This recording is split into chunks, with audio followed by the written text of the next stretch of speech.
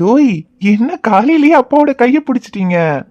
ஓஹோ, நேத்து அப்பா நிலா குட்டிய தாத்தா கிட்ட விட்டுட்டு வேலைக்கு போயிட்டேன், அதான் இன்னைக்கு எங்கேயும் போக கூடாதுன்றதுக்காக காலையிலேயே கைய பிடிச்சிட்டீங்களா? குட்டிமா, இன்னைக்கு அப்பா உன்னை விட்டு எங்கேயும் போக மாட்டேன். என்னோட நிலா குட்டியோட பெர்மிஷன் இல்லாம அப்பா இனி ஒரு அடி கூட எடுத்து வைக்க மாட்டேன். இன்னைக்கு அப்பா லீவு, இன்னைக்கு ஃபுல்லா அப்பா உன் கூட தான் இருக்க போறேன். ஆமாண்டா செல்லக்குட்டி, இன்னைக்கு ஃபுல்லா அப்பா உன் கூட தான் இருக்க போறேன். அப்பாவும் செல்லக்குட்டியும் இன்னைக்கு பூரா விளையாடிக்கிட்டே இருக்கலாம். ஆனா குட்டிமா, உன்னோட இந்த குட்டி கையில என்னமோ ஒரு மேஜிக் இருக்கு. ஏன்னா இப்ப என் மனசுக்குள்ள எவ்வளவு கேள்வி ஓடிக்கிட்டு இருக்கு தெரியுமா? அதுக்கெல்லாம் பதில் தெரியாம எனக்கு அப்படியே தலையே வெடிச்சிரும் போல இருக்கு. ஆனா அப்பாக்கு எவ்வளவு டென்ஷன் இருந்தாலும் உன்னோட இந்த பிஞ்சு விரல பிடிச்சதும் அந்த டென்ஷன் எல்லாம் அப்படியே காணாம போயிடுச்சு. இப்ப இந்த நிமிஷம் என் மனசுல வேற எதுவுமே இல்ல குட்டிமா, நீ மட்டும்தான் இருக்க. இந்த அப்பாக்கு வேற எதுவும் தேவையும் இல்ல, நீ மட்டும் போதும்டா. என்னடா இவ்வளவு நேரம் நல்லா பேசிட்டு இருந்தா திடீர்னு ஒண்ணுமே புரியாத மாதிரி பேசுறானேன்னு பாக்குறியா? அது ஒண்ணும் இல்லடா, அப்பப்ப ஒருத்தி அப்பாவோட மைண்டுக்குள்ள வந்து அப்பாவை கொஞ்சம் கிறுக்கு பிடிக்க வைப்பா, அவ்வளவுதான். ஆனா அதெல்லாம் நம்ம கண்டுக்க வேண்டாம். நம்ம வேலைய மட்டும் பார்க்கலாம், ஓகேவா? இப்ப அப்பாவும் குட்டிமாவும் என்ன பண்ண போறோம்? குட்டிமாவுக்கு பவுடர் போட போறோம். அப்பாவோட நிலா குட்டி இல்லைனாலே அழகுதான், குட்டிமாவுக்கு பவுடர் எல்லாம் தேவையே இல்லை. இருந்தாலும் மாமா என்ன சொல்லியிருக்காரு தெரியுமா? இப்ப வெயில் காலங்கிறதுனால செல்லக்குட்டிக்கு ரொம்ப வேர்க்குமா. அப்படி வேர்த்துச்சுன்னா வேர்க்குரு வந்துருமா. அது வராம இருக்கிறதுக்காக கொஞ்சமா பவுடர் போட்டு கொடுக்க சொல்லியிருக்காரு. வேர்க்குரு வந்தா செல்லக்குட்டிக்கு வலிக்கும்ல, அதான் வேர்க்குரு வராம இருக்கிறதுக்காக கொஞ்சமா பவுடர் போட்டுக்கலாம்.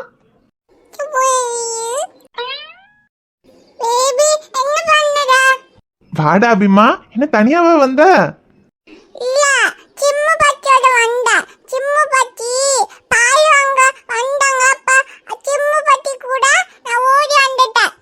ஓ, சிம்ரன் கூட வந்தியா? சரி, பால் குடிச்சியா காலையில எந்திரிச்சு, இல்ல எதுவுமே சாப்பிடாம வந்துட்டியா?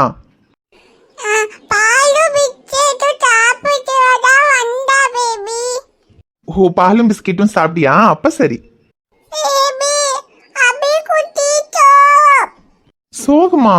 ஏண்டாமோ, என்ன சோகம்? அம்மா ஏதாவது திட்டாங்களா? நானா? நான் என்னடா சொன்னேன்? மாமா உன்னை எதுவும் திட்டலையேடாமோ?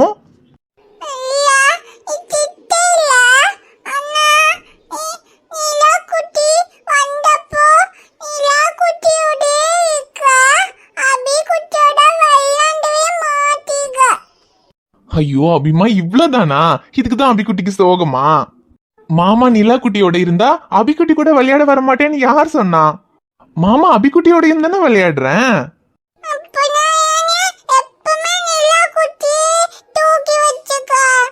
ஆமா அபிமா, அப்புறம் நிலா குட்டிய தூக்காம என்ன பண்றது? நிலா குட்டி குட்டி பாப்பால, அவளுக்கு இன்னும் நிக்கிறதுக்கு நடக்கிறதுக்கு உட்கார்றதுக்கு எல்லாம் தெரியாதுல்ல, அப்ப அவளை தூக்கி தானே வச்சிருக்கணும்.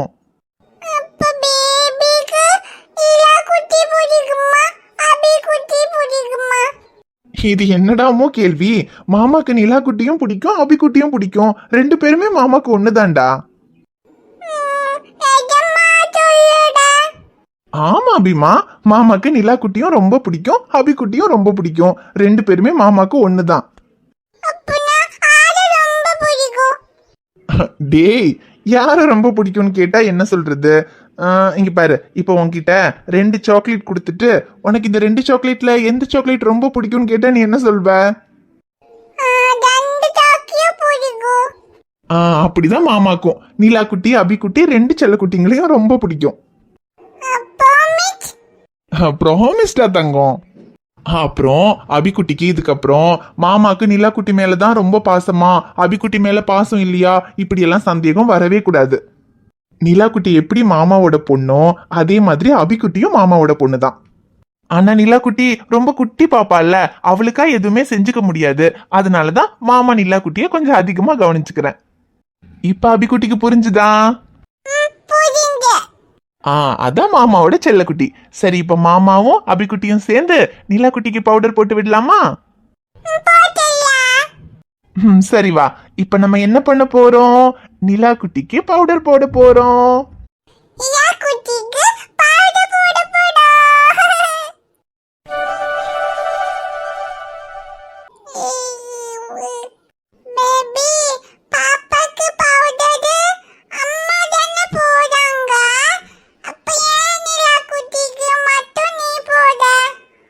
அதுக்கு நிலா குட்டிக்கு அம்மா இல்லல்லடா, அப்பா மட்டும்தானே இருக்கேன், அதான் நான் போடுறேன்.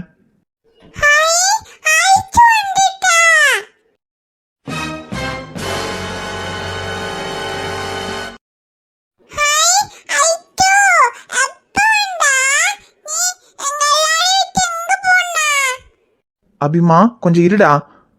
டே அது ஐஷு.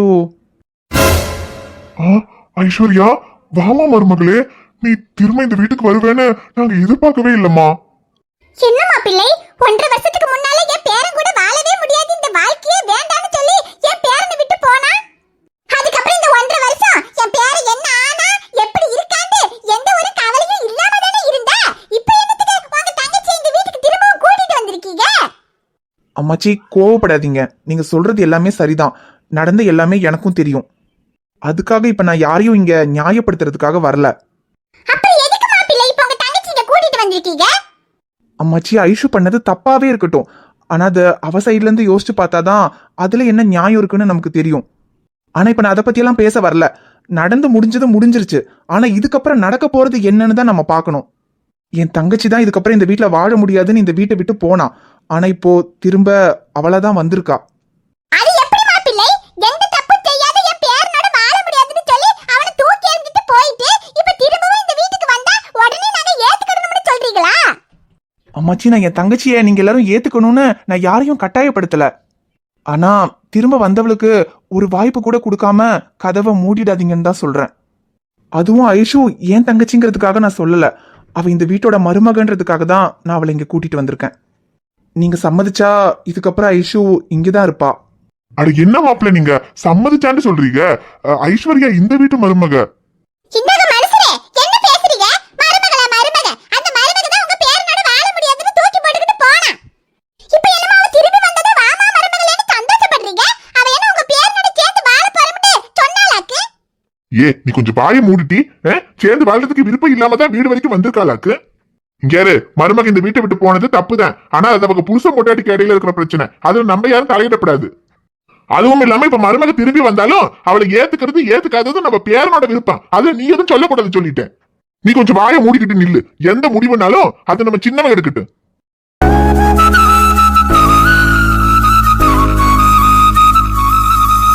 டேய், உனக்கு என் தங்கச்சி மேல கோவம் இருக்கலாம், அது நியாயம்தான். ஆனா இப்ப அவ எதுக்கு வந்திருக்கான்னு நீ புரிஞ்சுக்கணும். அதுக்கப்புறம் நீ எந்த முடிவெடுத்தாலும் அதை நாங்க ஏத்துக்கிறோம். ஆனா இப்போதைக்கு ஐஷு இந்த வீட்டுல தங்குறதுக்கு எனக்காக நீ சம்மதம் சொல்லணும்.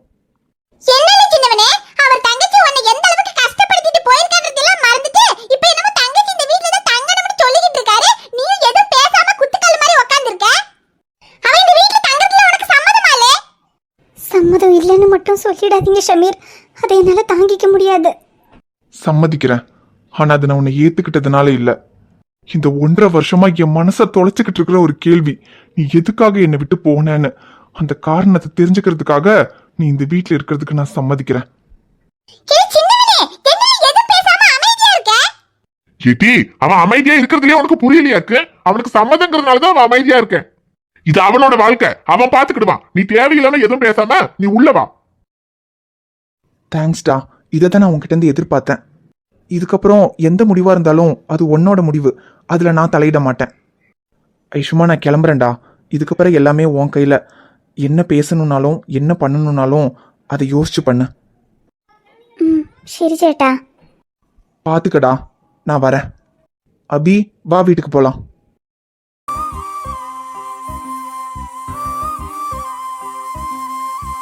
எப்படியோ இந்த வீட்டுக்குள்ள வந்துட்டேன்.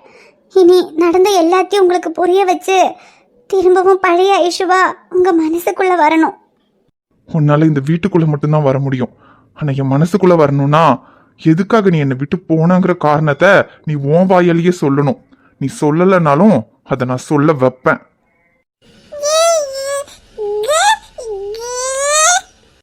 நிலா, அம்மா வந்துட்டேன்டா. இனி அம்மா உன் கூட தான் இருக்க போறேன். என்னடா குட்டிமா, ஒன்னும் இல்ல. யார் யாரோ புதுசா வராங்கன்னு பாக்குறியா? யாரு வந்தாலும் சரி, உன்னை என்கிட்ட இருந்து யாராலையும் பிரிக்கவும் முடியாது, உனக்கும் எனக்கும் இடையில யாரும் வரவும் முடியாது. உன்னை யாருக்காகவும் விட்டு கொடுக்க மாட்டேன். உனக்கு இந்த அப்பா இருக்கேன்டா. குழந்தைகிட்ட அப்பா நான் இருக்கேன்னு சொல்ற மாதிரி கூடிய சீக்கிரமே என்ன புரிஞ்சுக்கிட்டு உனக்கு புருஷன் நான் இருக்கேன்னு நீங்க என்கிட்ட சொல்லுவீங்க. ஷமீர், இப்ப கூட உங்க முகத்தை பார்க்கும்போது எல்லா உண்மையும் உங்ககிட்ட சொல்லி அழணும் போல இருக்கு. ஆனா என்னால இப்ப எதையும் சொல்ல முடியாது.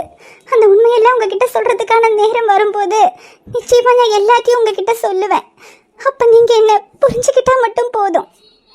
அது வரைக்கும் நீங்க என்ன ஏத்துக்கலனாலும் பரவாயில்லை. ஆனா இனி உங்க முகத்தையும் நிலா முகத்தையும் பார்த்துட்டு உங்க பக்கத்துல இருக்கிற சந்தோஷமே எனக்கு போதும். என் தங்கமே, வாழ்க்கையின் சந்தோஷமே நீதானே தெரியுமா?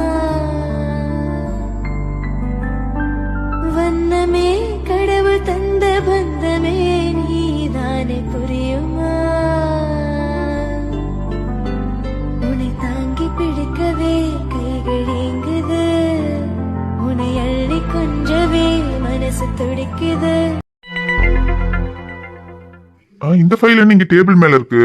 நேத்தே இந்த ஃபைல் அந்த ப்ராஜெக்ட் பண்ண வந்தவங்க கிட்ட கொடுத்துட்டோமே. ராஜுண்ணே சார் கூப்பிட்டீங்களா சார்? ராஜுண்ணா, இந்த ப்ராஜெக்ட் பண்றதுக்கு வந்தவங்க எல்லாம் வந்துட்டாங்களா? 2 பேர் வந்துட்டாங்க சார். வேலை பார்த்துக்கிட்டு இருக்காங்க சார். வேலை பார்த்துக்கிட்டு இருக்காங்களா? ஃபைல இங்க வச்சுக்கிட்டு என்னென்ன வேலை பார்த்துட்டு இருக்காங்க? ஆமா, அந்த டிஎல் எங்க? சார் அவரு உள்ளதான் இருக்காரு சார். ஃபைல் அவர்கிட்ட இருக்கு. ஃபைல் அங்க இருக்கா? அப்ப இது என்ன ஃபைலு?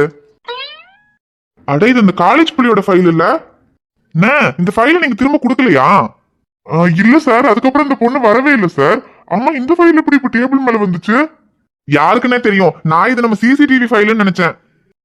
சார், ஒருவேளை நைட் கான்ஸ்டபிள் யாராவது தெரியாம இந்த ஃபைல் எடுத்து டேபிள் மேல வச்சிருப்பாங்க சார். சரி, நான் இந்த ஃபைல் நீங்க அன்னைக்கே அந்த பிள்ளைகிட்ட கொடுத்துட்டீங்கன்னு நினைச்சேன். இல்ல சார், எப்படி சார் கொடுக்கறது? அந்த பொண்ணு யாருன்னே தெரியல.